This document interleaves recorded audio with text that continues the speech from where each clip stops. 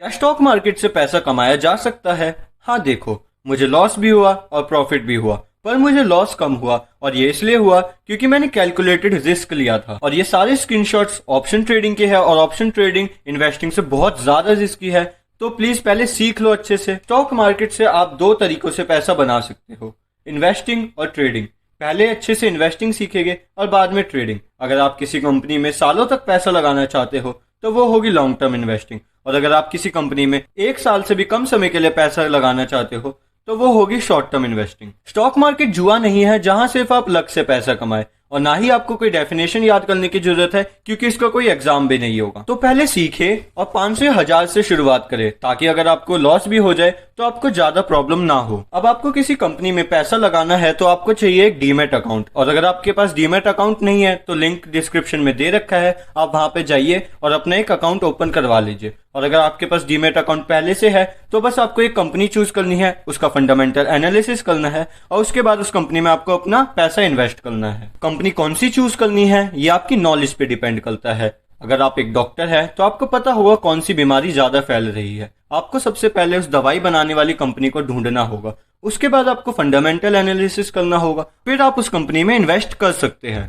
आप जिस कंपनी का प्रोडक्ट यूज करते हैं उस कंपनी में पैसा लगाना सबसे सिंपल और बहुत अच्छी स्ट्रेटेजी है, क्योंकि आप उस कंपनी के प्रोडक्ट यूज करते हैं और अगर आपको पता है कि ये प्रोडक्ट बहुत अच्छा है तो आप उसमें पैसा लगा भी सकते हैं। और अगर आपको लगता है कि उस कंपनी का प्रोडक्ट फ्यूचर में फेल हो सकता है तो आप उस कंपनी में पैसा ना लगाएं। अब बात करेंगे हम फंडामेंटल एनालिसिस की। अब आपने एक कंपनी चूज कर ली है तो आपको करना होगा उस कंपनी को स्टडी कि क्या वो कंपनी प्रॉफिटेबल है, या उसकी बैलेंस शीट कैसी है, या उसका मैनेजमेंट कैसा है। डरिए मत, ये करना ज्यादा मुश्किल नहीं है, पर हाँ आपको थोड़े एफर्ट्स करने पड़ेंगे। जो अभी मैंने आपको समझाया उसे ही फंडामेंटल एनालिसिस कहते हैं। अच्छे से समझाने के लिए मैंने इस चीज को 4 पार्ट्स में डिवाइड किया है।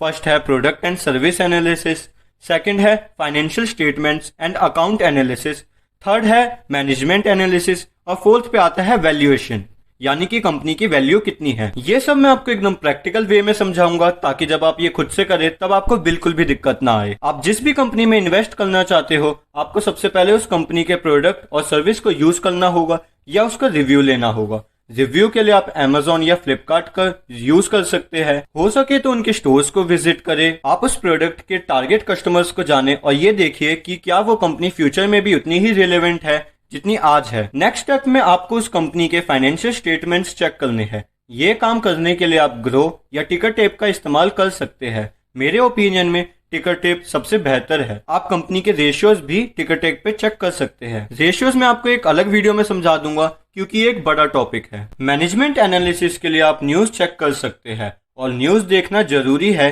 क्योंकि टॉप मैनेजमेंट का एक डिसीजन से स्टॉक प्राइस बहुत ऊपर या नीचे जा सकता है। और आप वैल्यूएशन भी टिकर टेप से चेक कर सकते हैं। अगर स्टॉक ओवरबॉट जोन या ऑल टाइम हाई पर ट्रेड कर रहा हो तो थोड़ा सोच समझ कर ही बाय करें। लॉन्ग टर्म इन्वेस्टिंग में लोग अक्सर स्टॉप लॉस नहीं लगाते, पर अगर कंपनी का मैनेजमेंट या कोई प्रोडक्ट में चेंज आता है तो आप दोबारा से फंडामेंटल एनालिसिस करें और कुछ भी गलत लगने पर स्टॉक को सेल कर दें। और फालतू की टिप्स से दूर रहे और इन्वेस्टिंग दिमाग लगाकर करें।